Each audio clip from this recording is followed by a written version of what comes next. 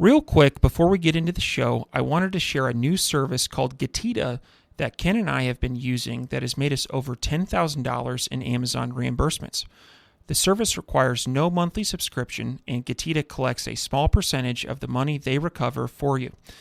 It takes less than 5 minutes to set up and works on all Amazon marketplaces. Go to Getita.com, Getida, and enter promo code FTM400. That's FTM for Firing the Man 400 to get your first $400 in reimbursements commission free. How much money does Amazon owe you? Welcome everyone to the Firing the Man podcast, a show for anyone who wants to be their own boss. If you sit in a cubicle every day and know you are capable of more, then join us. This show will help you build a business and grow your passive income streams in just a few short hours per day. And now your hosts, serial entrepreneurs David Schomer and Ken Wilson. Welcome, everyone, to the Firing the Man podcast. On today's episode, we have the privilege to interview Bear Newman. Bear is an accomplished digital marketer and author with over 15 years of experience in the industry. Throughout his career, Bear has worked with numerous businesses, ranging from startups to large corporations, with revenues exceeding $400 million. With his expertise in digital marketing, Bear has strategized and implemented custom marketing strategies for hundreds of companies, helping them achieve their goals. We're very excited to have Bear on the podcast today, diving into all things marketing. Welcome to the show, Bear. Thanks, David. Appreciate it. Really excited to be here. Absolutely. So to start things off, can you please share with our audience a little bit about yourself and your path to becoming the president and founder of Bear Fox Marketing? So I got really a lot of enjoyment from learning about SEO and studying it and essentially just online marketing. Really enjoyed it. Got an internal job here locally in Boise, Idaho, doing the keyword research for 53,000 craft products that they were going to be selling. So worked on that project, took me about 9 months. Don't be fooled by the face and the name. I might look like I'm into crafting, but I'm really not. Crocheting's not really my thing, but that's what I got into. So that was my kind of start into SEO, and I loved it. I love seeing the results. I love seeing pages going into the top rankings, customers coming in, finding what they want to find, and really enjoyed it. So I moved from there into running a publishing company, and I managed their SEO, all of their monetization strategies, everything. And when Google did a massive update to its algorithm back in 2012, the business model for that company was no longer viable. And a lot of all their revenues were dependent upon Google organic traffic. And there were so many things that had been adjusted that they wanted to essentially close shop. And instead of getting another company internally, I said, you know what? I've had enough people ask me for my expertise to figure out this whole SEO mystery that I decided to start my own agency. Started there, did it for a few years. And then my business partner, Glenn Moore, we met up and he was frustrated with his lack of results. He has some bigger brands. And I said, just give me the same budget you have. You're currently paying your agency in California, the big fancy one in California. Let me show you what I can do. He's like, you're on, let's see it. And in a matter of 6 months, I was able to take, instead, he was going up about 10% per year from the previous agency. And they were up to about 6,000 unique visitors organically in Google. I jumped in and took it from 6,000 to 28,000 in about 6 months. That was a little bit of a unique situation, but ultimately I was kind of off to the races. He enjoyed it so much, we decided to team up and form Bear Fox Marketing. And we've been moving forward and having a great time ever since.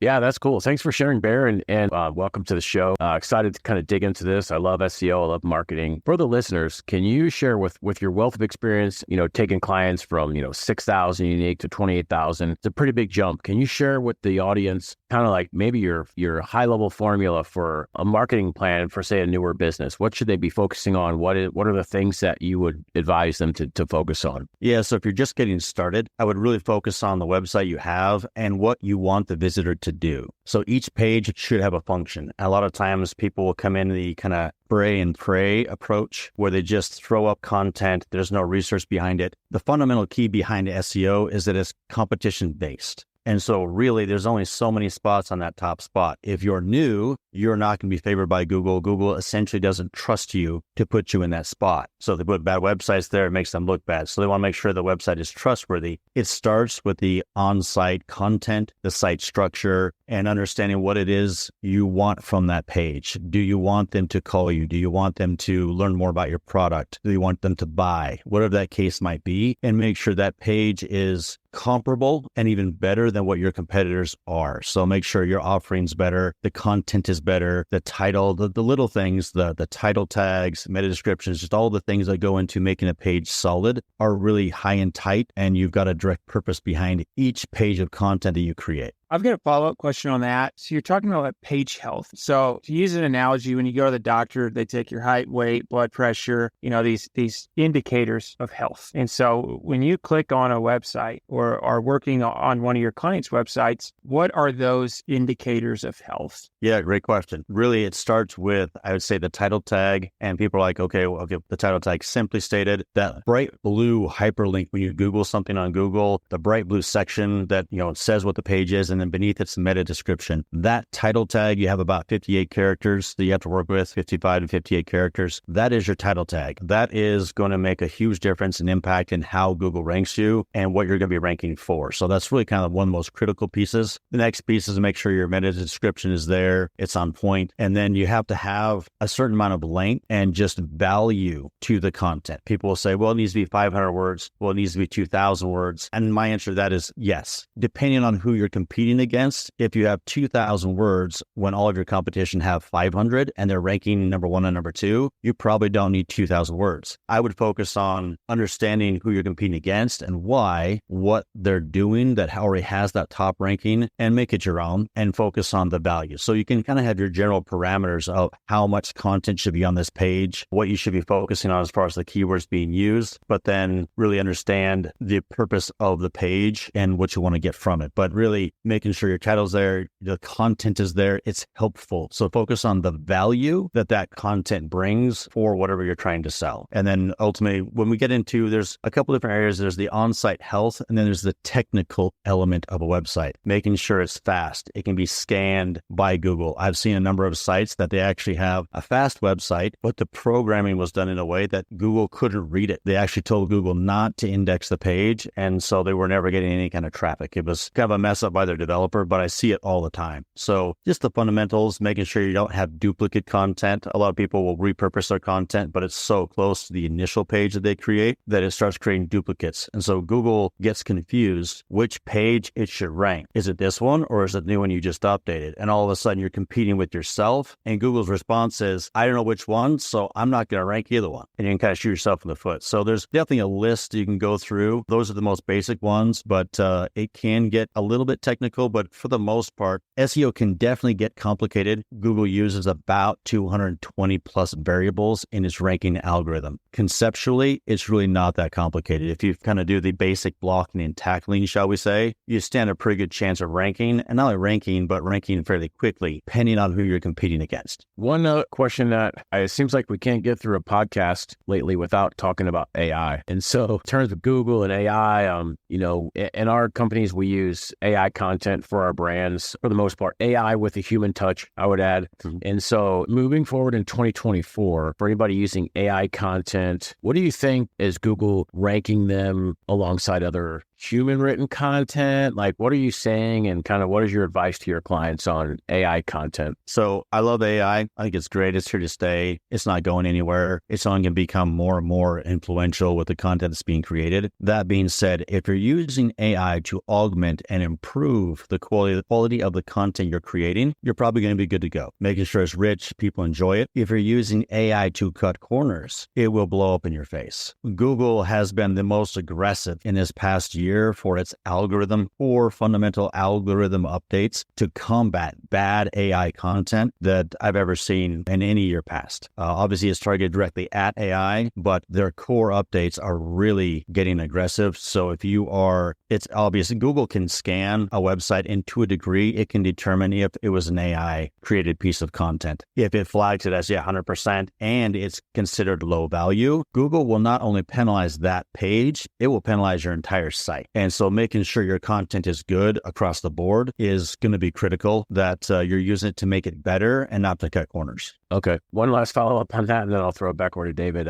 Now, if you have a website and you're using AI content, is there a way to go and check somewhere on Google to find out if you've been penalized for that? Or how do you know when you've been, other than your traffic goes down, your rankings go down? Other than that, is there a way to know if you have like a checkbox or something on Google somewhere for for being penalized? Excellent question. Yes, there is. So there's tools out there. There's a lot of tools. My personal favorite is ahrefs.com. They're one of the biggest ones. They've got the second largest backlink database or link database in the world. They're second only to Google. That being said, they're not as big as Google, so they do the best they can to keep up. But you can sign up for even a free account, and you can look at the data associated with your website and your organic traffic. And at the bottom of that graph where they're saying, okay, you've got 1,000 or 10,000, 100,000 visitors, you can see the traffic fluctuations over the past 5 years. And just specifically this past year is what you want to focus on. And they actually have little Google tags across the bottom of the timeline. And if your traffic drop lines up perfectly with one of those massive Google updates, you've been hit. On Ahrefs, on the timeline,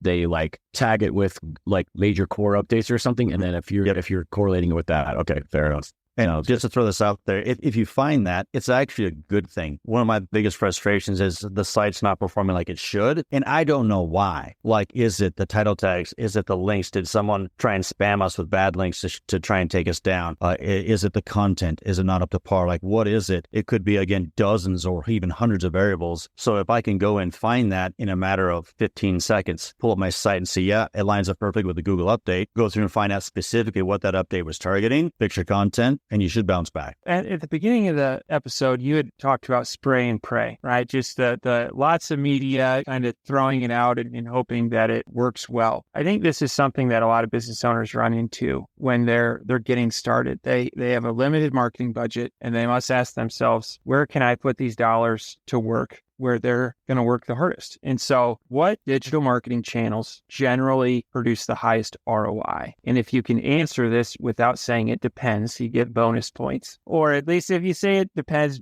give some context behind it. Absolutely. Hands down, SEO and email, believe it or not. Those are really going to be your biggest. If your email's not making close to 50% of your online revenue, you're missing the boat. You really dropped the ball there. So definitely have a good email campaign. And again, you can actually combine the two. So to your question, I'd say those top level are the best channels. However, it also depends on the time frame. So if you need revenue coming in tomorrow, SEO is not going to cut it. And so from a long-term perspective, those are your two biggest channels. From an immediate perspective, you want to focus on something like TikTok or Facebook or potentially LinkedIn, where you can run an ad, set the ad up, turn it on, pay, and you instantly got eyeballs, impressions, traffic coming into your site. And that's going to produce your most immediate ROI. In your answer, email marketing, to me, that is fairly self-explanatory. You need email addresses and you need content. On the SEO, I would imagine we probably have some listeners out there that have an active website. They may have a couple hundred blog articles. They're asking themselves, am I better off optimizing my existing blog articles and pages, or should I continue to produce more content? And so when they're making that decision, what would be, and I just throw out blog articles and maybe there's other things to consider, but is there, when someone's faced with that decision, optimize or produce more content, what would be some helpful things to look at? My vote initially would be to optimize. So not more content. And I have a little different philosophy on this, that what you probably have heard is content is king. Everyone, content is king, more content, more content. I disagree. I would say marketable content is king. And so if you're just producing content to produce content, generally speaking, is probably going to be low quality content. I'd much rather have one piece of really good content that ranks really well, hundreds of pages that actually don't rank very well. So I would focus on that content and make it better. And the truth is, if you have hundreds of blog content, pages of blog content that don't produce any kind of traffic, there's a good chance that content is actually penalizing your website, and you'd see bigger jumps in traffic by selecting which pages to deactivate and actually get rid of. Google will see kind of more of a focus. The content's gone. And with these algorithm updates, one thing to take into account, I've seen multiple instances of this, where if you have 100 pages of content and 20 of the 100 are really good. You got great traffic coming in. The other 80 are just kind of there. They're not really doing much. You created the content, so you leave it up on your website. Those 80 pages can actually get your other 20 penalized, and you can lose ranking for that. So that when I talked about how aggressive Google is with its ranking algorithm, it's going through and finding all the content on your site. And if it's deeming that a lot of the content isn't quality, they actually penalize the entire site.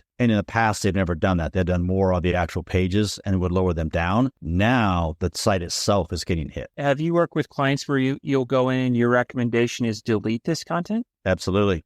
Yep.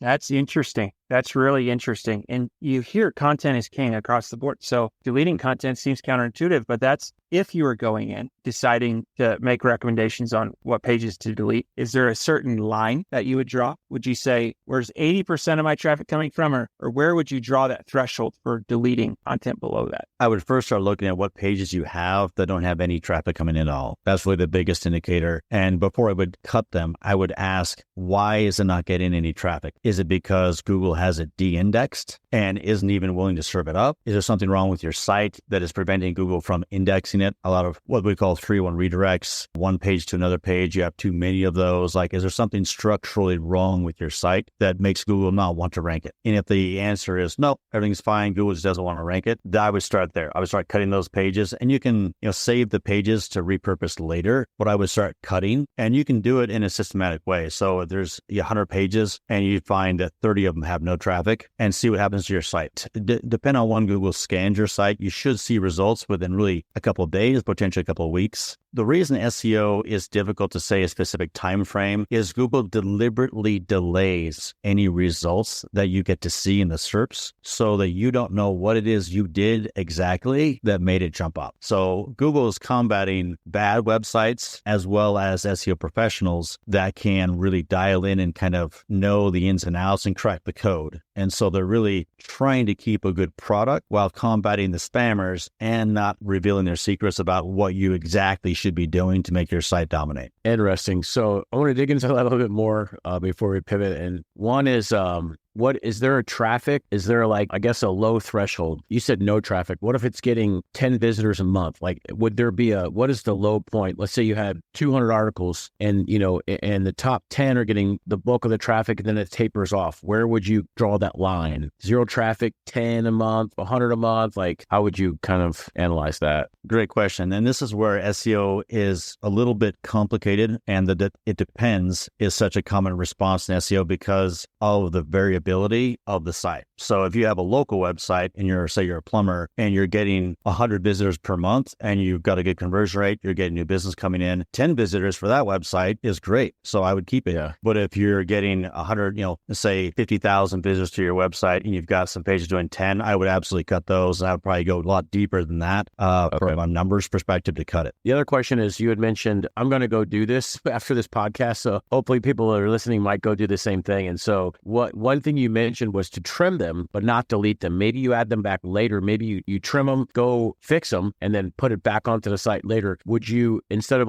going in and actually deleting that post, would you go in and make it non-visible to be indexed? And so then Google just won't see it, and then you could fix it and then go check that and make it active again? Or would you just delete the post? If you can make it no index and make sure it's done correctly, then I would probably just make it inactive and then fix it and then repost it later, update the content and repost it later so it would show up as a new page. I guess the problem is some of the plugins and if you're doing it yourself and you're not really confident with the way you're doing it, Google has been known to still index that kind of content or keep track of it. And so I'm a big advocate of only giving Google the information I want it to have and run into problems where you think it's inactive and it's actually not. So it's still being counted against you kind of a situation. So as long as you're confident in making it bulletproof that yes, this is inactive, Google is not indexing or crawling it, that's the big question. Another one for any of the listeners that are, putting content on their site and they're delving into SEO. We were hit with an update, I think it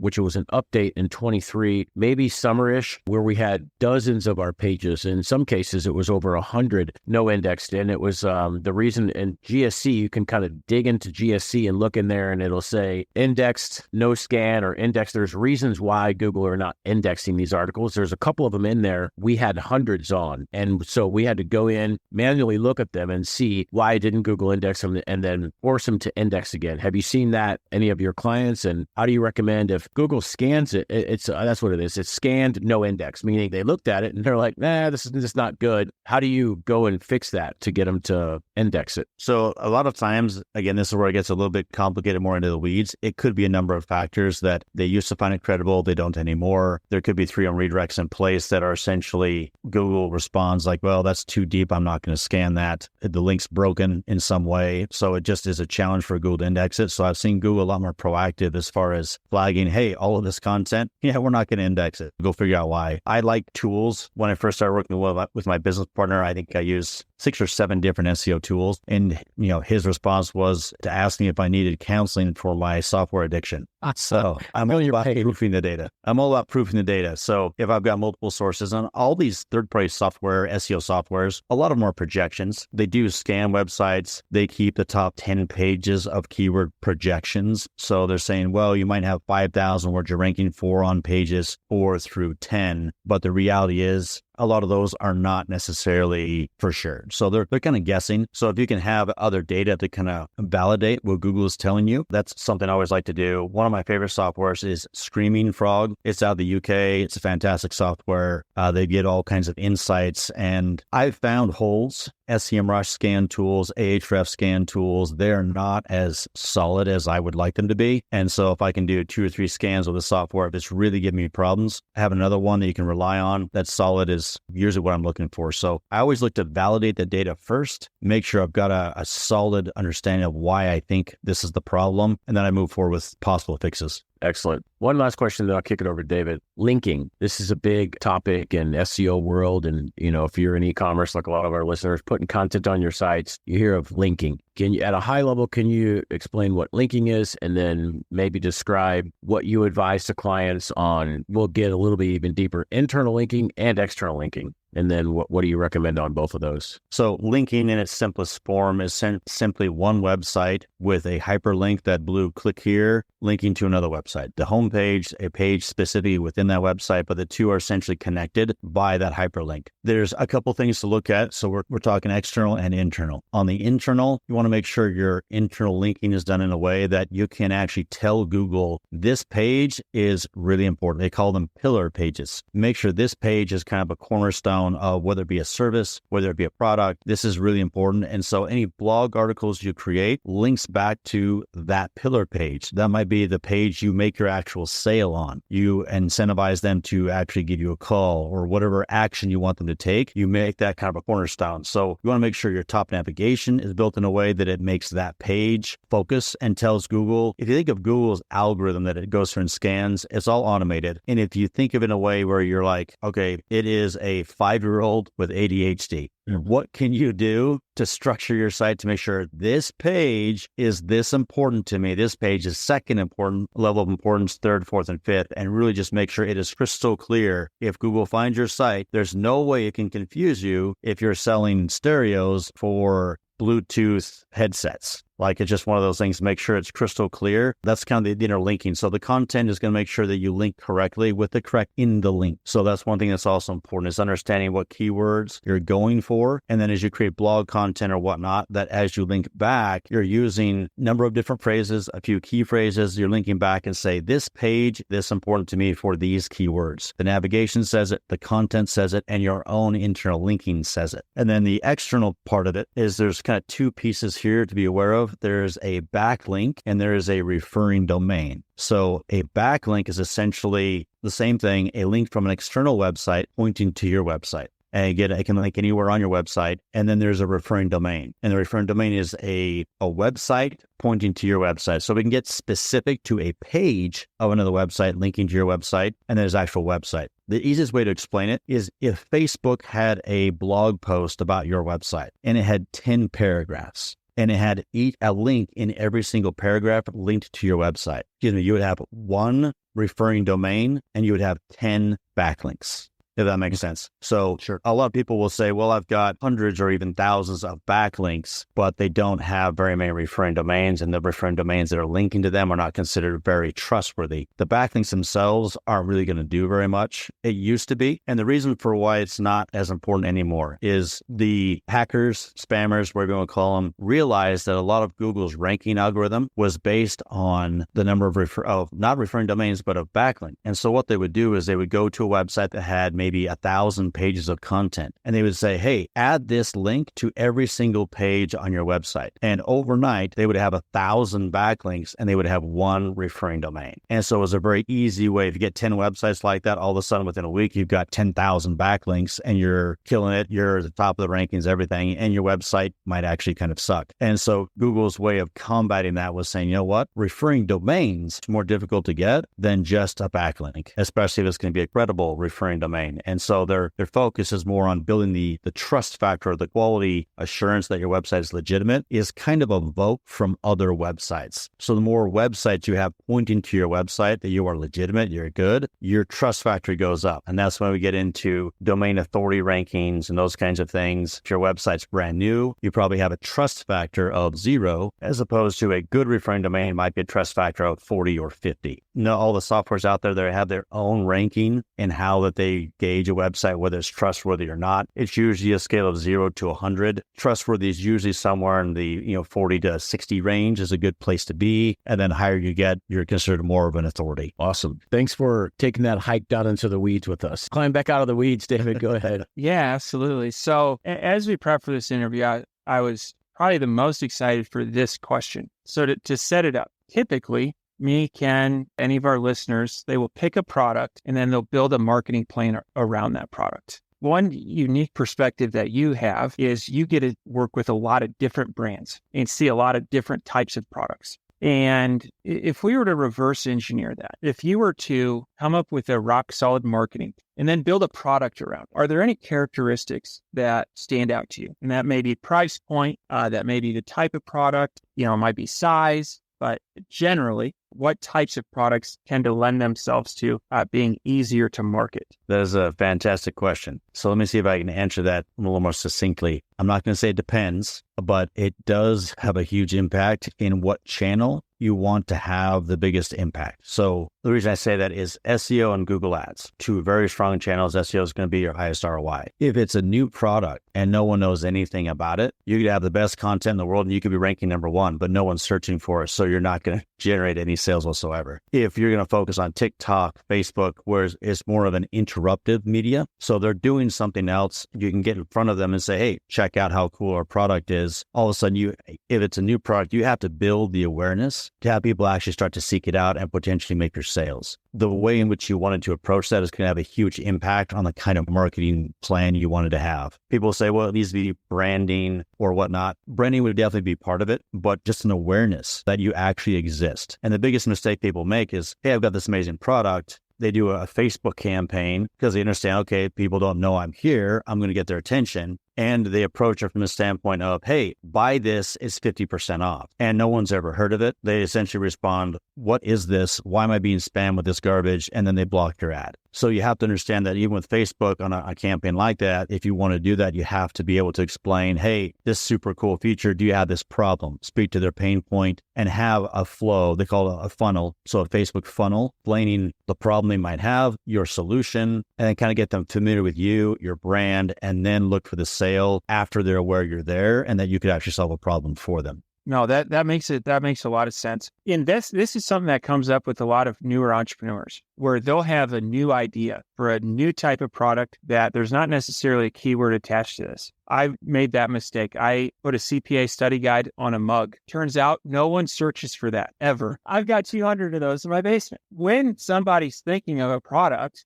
if they have 2 avenues to go down, hey, I'm going to make an improvement on an existing type of product that people know and search for, or I'm going to invent a new space or a new product doesn't necessarily have new keywords to describe it. Can you give advice to that entrepreneur that's in those crossroads? Yeah, absolutely. And part of that's just going to be understanding the obstacles in order to accomplish each one of those. Just knowing what you're up against and being prepared for that. So if you got a brand new product, awesome. The potential for the upside is huge. It's way bigger than just maybe repurposing a product, but understanding you've got to make them aware of it. You've got to have multiple channels working. You're going to take longer to be able to start making your initial sales because it's something brand new. Once it takes off, you could be off to the races. And then you've got the actual kind of repurpose this product. That one, as far as making it successful, is probably going to take a lot less effort than something brand new. But again, part of it depends on what it is and who you're marketing it to. A simple one, I'm sure you guys have seen it, deodorant. Not that exciting, not that big a deal. Dr. Squatch essentially kind of repurposed deodorant, made it their own, but there's nothing new about deodorant. And all of a sudden, it went from 2 or 3 million in sales with a good marketing campaign, got some traction, and now they're doing 300 or 400 million right now. So just absolutely skyrocketed. So understanding, I guess, what it is you're trying to accomplish, and then really also being aware of what your constraints are as far as your marketing campaign and how much money you can put into it. So if I wanted something that really I needed to bring awareness to, I feel like one of the best combinations would be an awareness campaign, Facebook and TikTok. Get those running, have your website built, and have a good SEO campaign to start with your branded terms. Understanding how the channels work together is going to be critical. And this is where people make the biggest mistake is they'll be running a Facebook campaign and they'll be tracking. I love tracking, but not understanding all the complexities of the tracking can definitely shoot yourself in the foot. They're tracking and they're saying, well, all of my sales are coming from SEO. I must be killing with SEO. So I'm going to shut off my Facebook campaign because I'm pumping all this money into it and I'm not getting any sales. If you go a little bit deeper into your tracking, you'll find that the actual sales were being generated by your Facebook campaign. Facebook has a much lower trust factor than Google does. And so a lot of people will look at that, especially with a new product, a brand they haven't heard before. Like, is this guy legit or is this something out of China that some spammers hit me with? They will then Google your name, go through Google if you're ranked organically for your brand name. They're like, okay, they're legit. They go to your website and then they buy from your website, assuming the pricing's the same. All of a sudden, your organic is killing it. And the truth is your Facebook was the one actually driving the traffic to your organic to make the sale. That is a really, when you said that, I had an aha moment of how to look at those two traffic sources. I really like that. Yeah, for sure. So that's a really interesting point when, you have an omni-channel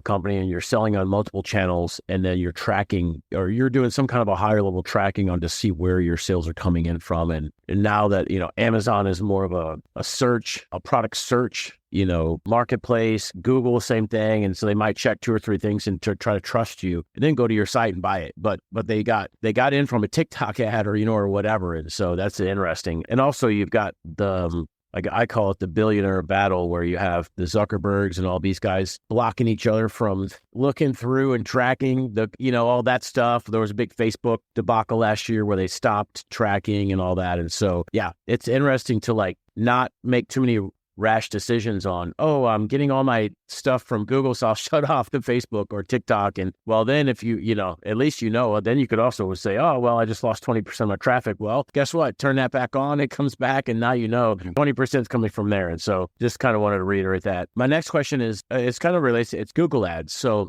we'll talk about that it's been around for a very long time. And so a specific question is for e-commerce sellers. Say we're selling products that are in that $9.99. We'll just say deodorant. You brought it up earlier. And so deodorant. So you got a product that's $10 for deodorant or $14.99. And you want to market that on Google. Let's say a small business has that.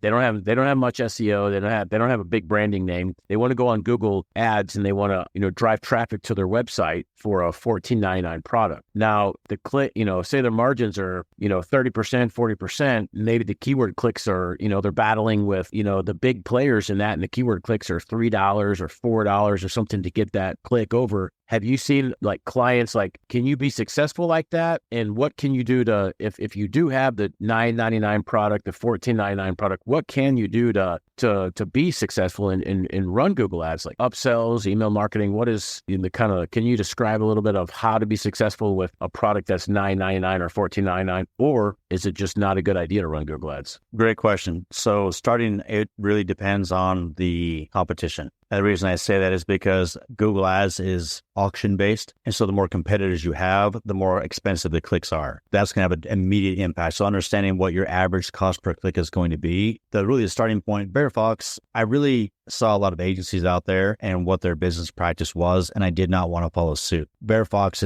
we start with a consultative approach. There's a lot of services we could offer, but if we don't think we can make you successful, we won't take the business. And so on the bearfoxmarketing.com website, we actually have 3 calculators on there to help you know your numbers, whether it be SEO, whether it be pay-per-click, where you can go on there and actually see, okay, this is my cost per click. This is my conversion rate. And then also understand the other numbers. Those are the initial kind of costs you're going to incur. But what is your average order value? You might be selling something for $14.99, but do you sell 3 of them? And all of a sudden, it's much more profitable at 3 than it was for 1. Do you have some upsells you can do to increase that average order value? Do you have something maybe at $14.99 you can hook them, but then you've got a much better offer down the road that you can get them to upsell? And then how many times do they buy from you? And all of a sudden, if they buy 5 or 6 times and they're buying 3 or 4 products at a time, all of a sudden, Google Ads is very much a profitable marketing channel you can go after. But the biggest thing, I feel like fear gets in the way. And a lot of the fear can be controlled by understanding your numbers and just making sure that they're crystal clear of.